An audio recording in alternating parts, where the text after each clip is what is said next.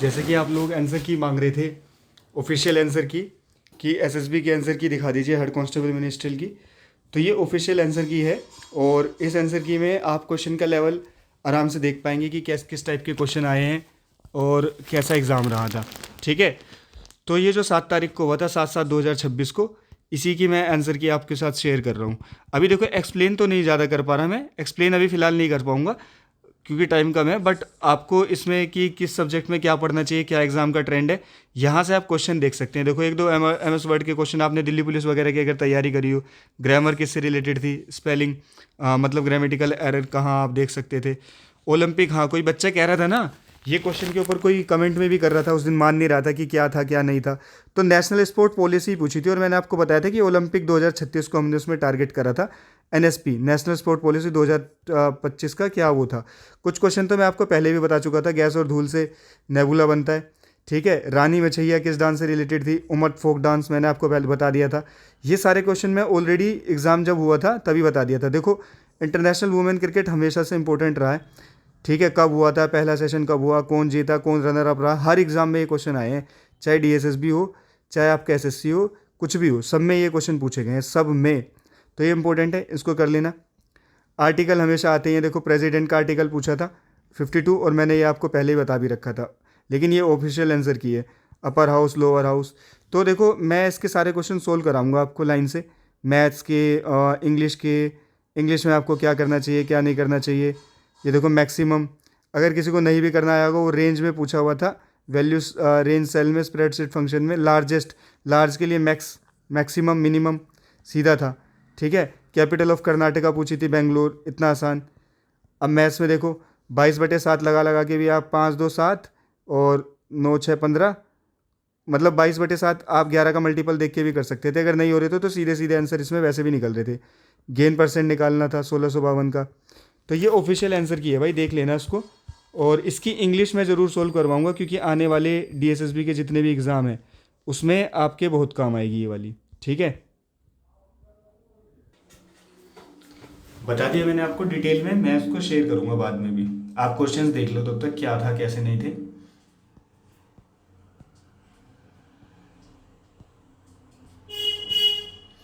अब 9 की डिविजिबिलिटी पूछी है, सीधा दिख रहा है।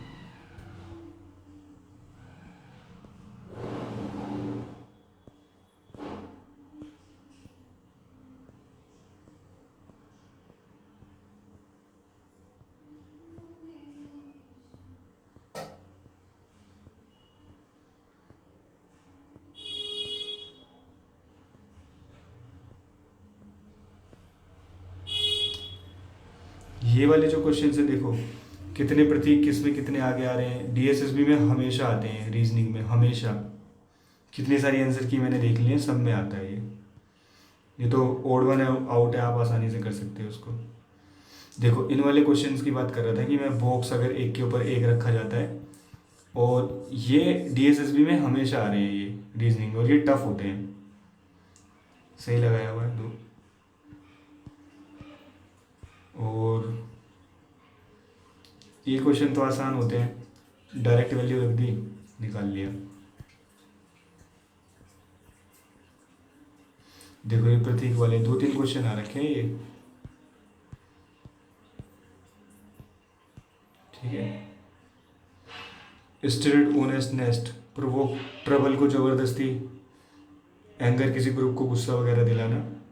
ये अंदा, मैंने देखो अभी मैंने जस्ट बताया कि आर्टिकल पढ़ लो, हर पेपर में आर्टिकल आ रहे हैं फिलहाल।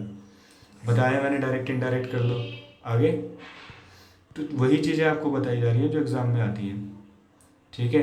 ये तो नॉर्मल फिलअप है, आप वो गैप से भी कर सकते हो। ये देखो, प्रेजेंट टेंस भरना था इसमें, अंडरलाइन, तो वॉज मैनेजिंग तो हो ही नहीं सकता था, मैनेज ही होगा। आर्टिकल देखो, ए एंड द, भर भर के आर्टिकल है। अगर आप इंग्लिश अटैम्प्ट कर रहे हो तो आर्टिकल जो मैंने बता दिए 3 चीज़ पिछली वीडियो में, वो चैप्टर करने ही करने हैं। ठीक है।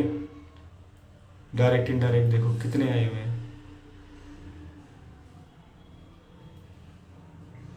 हाईलाइटेड वर्ड कौन सा है इसमें, कंपोज मतलब होता है शांत, एजिटेटेड मतलब दंगा फसाद करना। ठीक है। अब वो sport never boils, time feel slower when you are waiting, जब आप किसी चीज़ का इंतजार करते हो तो ऐसा लगता है टाइम कट नहीं रहा है। ठीक है। इंग्लिश में फिर यही।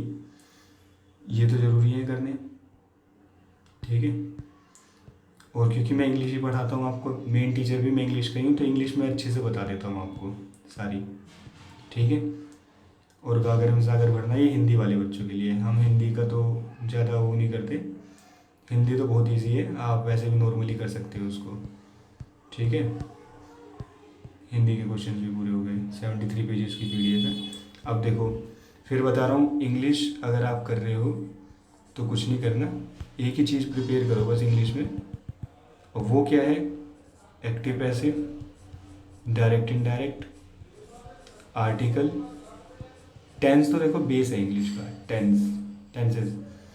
तो ये 3-4 टॉपिक हैं जो आपको करने हैं, बहुत इंपॉर्टेंट है ये, हर एग्ज़ाम में आ रहे हैं फ़िलहाल, ठीक है।